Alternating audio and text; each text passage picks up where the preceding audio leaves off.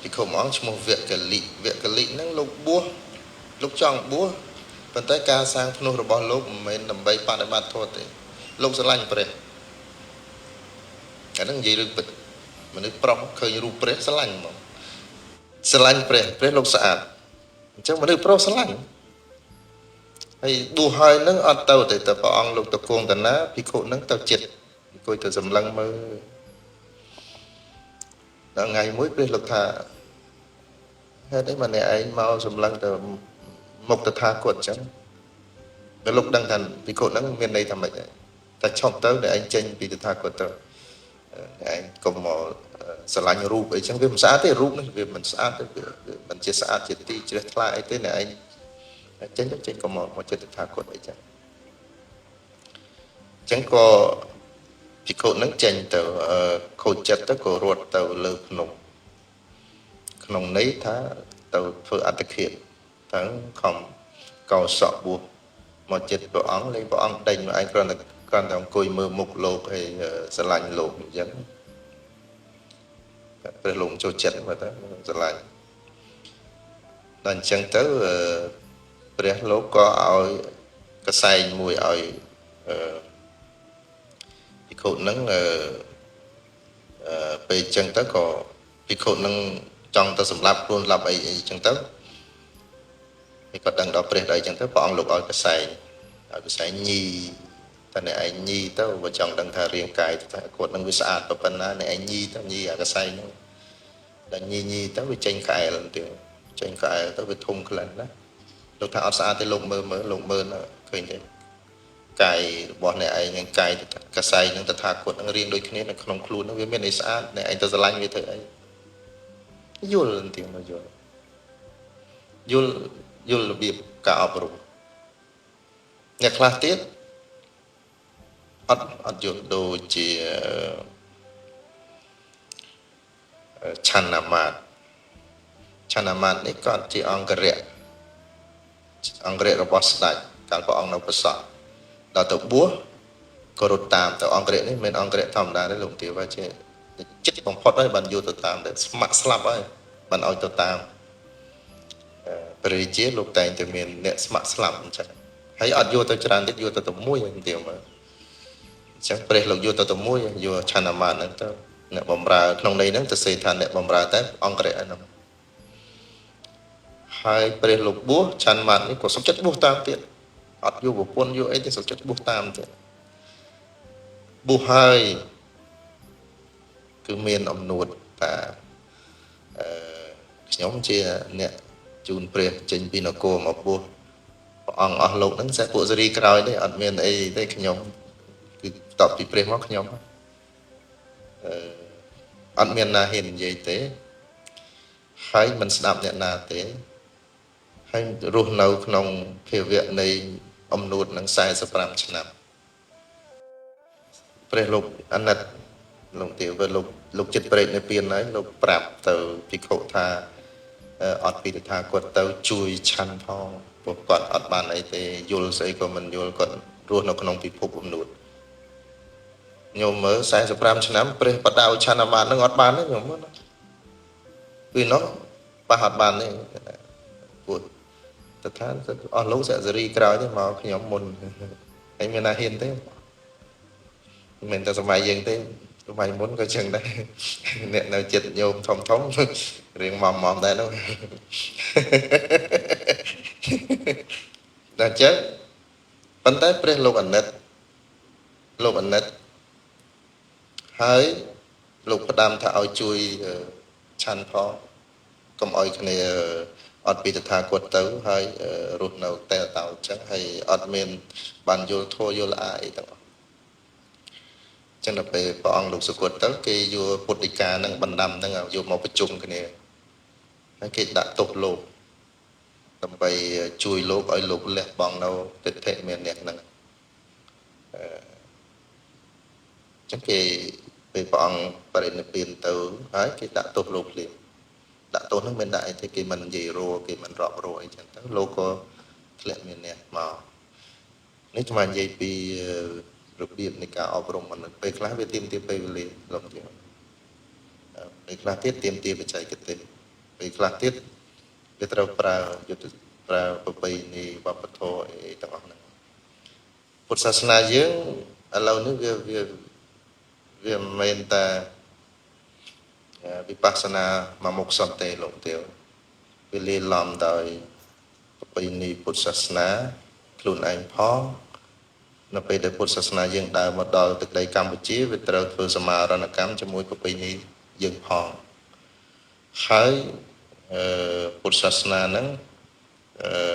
នឹងត្រូវប្រឈមចំពោះព្រឹត្តិការណ៍សង្គមការវិវត្តទៅសង្គមថ្មីថ្មីផងអាត្មានៅចាំបានឆ្នាំឆ្នាំ2099ចេះឯដល់មកយើងចាប់ផ្ដើមប្រើទូរស័ព្ទអញ្ចឹងលោកសម័យហ្នឹងកាលណាលើកទូរស័ព្ទនិយាយអញ្ចឹងគេតិចទៀនណាស់មិនជាលោកស្អីមកនៅគ្មានធម៌គ្មានវិន័យត្រូវបរាជិកអីនិយាយទូរស័ព្ទដោយសារវាថ្មីលោកទេហើយលោកយើងសម័យហ្នឹងក៏អញ្ចឹងទៀតទាំងអាចារ្យទាំងអីហ្នឹង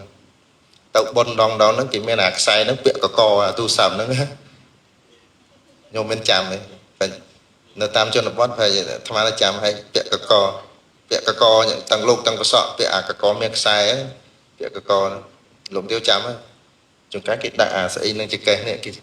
ដូចកភ្លើងខ្លីអញ្ចឹងណាហើយអាគៀងមកស្រុកយើងជាឆ្ងល់តែ what's going on គាត់ថាមានរឿងអីចឹងពួកនោះយកហ្នឹងទៅពាក់កកអញ្ចឹងស្រុកអឺរ៉ុបពាក់កគេថាយើងអត់គ្រប់មិនចឹងលោកទាវណាគេយកទូរស័ព្ទពាក់កមិនវាយើងពាក់កសម័យហ្នឹងដោយសារតែវាថ្មីដល់អញ្ចឹងទៅពុទ្ធសាសនាយើងត្រូវប្រឈមច្រើនរឿងអញ្ចឹងជាយោបល់អាត្មាថា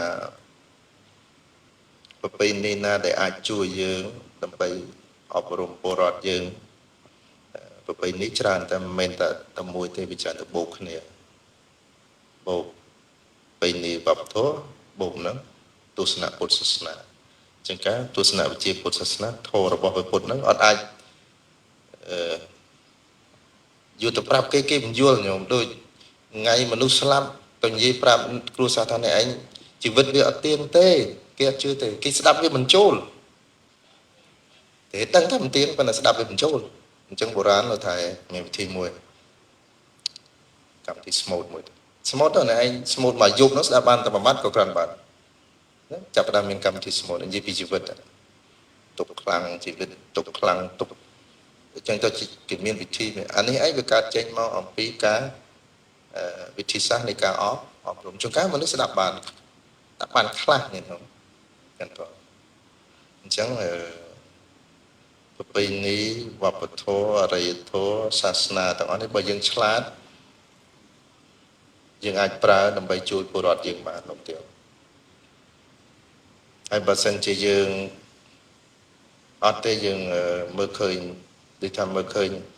ចុះមិនបាច់និយាយច្រើនទេពិភពលោកនេះបើនិយាយតែអនិច្ចំទុក្ខំបាត់អនត្តាមួយម៉ាត់មកក៏អស់បាត់ហើយវាមាននិស្សតោនិជីវោនិស្សតោនិជីវោសញ្ញរបស់ទាំងឡាយសោះសូន្យទៅទេដូចក្នុងអនាបាវិបស្សនារបស់ជាធាតុតែមិនចឹងលោកទៀតវាគ្រាន់តែជាវិជាការប្រព្រឹត្តទៅនៃខណៈនៃសភាវៈតែវាអត់មានឈ្មោះយន់សញ្ជាតិអត់មានឈ្មោះណាឡោមមួយអីណាវាអត់វាគ្រាន់តែវិវត្តទៅហើយដល់កាលមួយវានឹងបែកធ្លាយហើយវានឹងប្រែក្លាយទៅជាស្អីផ្សេងមិនចឹងអានឹងកម្រិតថ្នាក់អរិយបុគ្គលកម្រិតខ្ពស់ទេតែសម្រាប់ការកសាងសង្គមរបស់យើងអត់អាចទេយើងត្រូវប្រើហ្នឹងអញ្ចឹងដូចជាទាំងអស់នេះអីអានេះសិតតែជាលំអនៃវប្បធម៌របស់ពួកយើងនៃប្រជាជាតិរបស់យើងអ្នកខ្លះអាចអត់យល់ធម៌តែចូលចិត្តរចនាបថវត្តស្អាតជឿខ្លាដែរមិនចឹងទេគ្នាមិនយល់ពីនិព្វានអីទេប៉ុន្តែយល់ពីស្រឡាញ់ពីអីចឹងទៅវាជាចំណែកមួយទៀតដែរនៃធ្វើឲ្យវប្បធម៌ទាំងអស់នេះរស់រវើកដែរហើយវាអញ្ចឹងអាត្មាគិតថាយើងគួរឆ្លៀតយកសេចក្តីឆ្លៀតយកអត្ថប្រយោជន៍អំពីវប្បធម៌ប្រពៃណីអរិយធម៌របស់យើងដែលមានស្រាប់ដែលបន្សល់ដោយដូនតានឹងយកមកសម្រាប់អប់រំកូនចៅហើយចំណេញច្រើនណាស់លោកទាវយើងមានបុណ្យតើមានប្រទេសណាដែលកូនចៅប្រមូលគ្នាទៅថ្វាយគុំមេដាបេដាឲ្យស្រោចទឹកដូច បុណ្យចូលឆ្នាំខ្មែរអត់មានទេអ្នកខ្លះថាមួយឆ្នាំមិនមួយទឹកផងឯងមកមួយអីមកបុណ្យអី3ថ្ងៃហ្នឹងទេមិនមែនទេដោយសារតែវាមិនបានមួយឆ្នាំហ្នឹងបានធ្វើ3ថ្ងៃនោះអ្នកណាមកមួយឲ្យទឹកឲ្យម៉ែមួយឆ្នាំ365ថ្ងៃហ្នឹងធ្វើវាមិនបានទេនេះជាពិធីវាជាសារវាជាតាសតិមួយទៅហោចណាស់ថ្ងៃហ្នឹងបងប្អូនកូនចៅឲ្យទៅប៉ះមាត់កគ្នាអីទៅជួបជុំគ្នាណាជាឱកាសមួយដែលឪពុកអ្នកម្ដាយកូនអើយណាស្រុកស្រួលគ្នាទៅណាអីចឹងមិនចឹងលោកទៀតមើលផលប្រយោជន៍ច្រើនកសាងតម្លៃគ្រួសារតម្លៃភូមិឯជួយច្រើនណាជួយច្រើនណាតែហ្នឹងម៉ែបានឃើញមុខកូនចៅមួយឆ្នាំបានម្ដងយ៉ាងហោចណាស់មួយឆ្នាំក៏ដៃរបស់កូនប្រុសស្រីនោះស្ទាបបាត់ជើងលោកឪពុកបានម្ដងដែរវាគ្រាន់បើយើងអត់ដែរហ្នឹងទៅអញ្ចឹងយើងប្រើបបធរយើងទៅដើម្បីនឹងជួយសង្គមយើងហើយងាយណាមិនងាយយើងទៅបដោះពលរដ្ឋយើងមិនឧទាហរណ៍ដូចនៅស្រុកអាមេរិកឬក៏នៅស្រុកផ្សេងដែលអត់មានលក្ខណៈចូលឆ្នាំដូចស្រុកយើងអញ្ចឹងប្រើថវិកាវ៉ាន់លានដើម្បីនឹងតម្រិតឲ្យប្រើពេលវេលារាប់រយឆ្នាំដើម្បីនឹងធ្វើម៉េចឲ្យផ្នត់គំនិតរបស់មនុស្សនោះទទួលស្គាល់ធ្វើបែបដូចចូលឆ្នាំខ្មែរ